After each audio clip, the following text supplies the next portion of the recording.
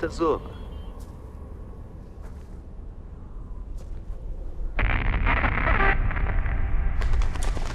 Примерно лет 20 тому назад здесь будто бы упал метеорит.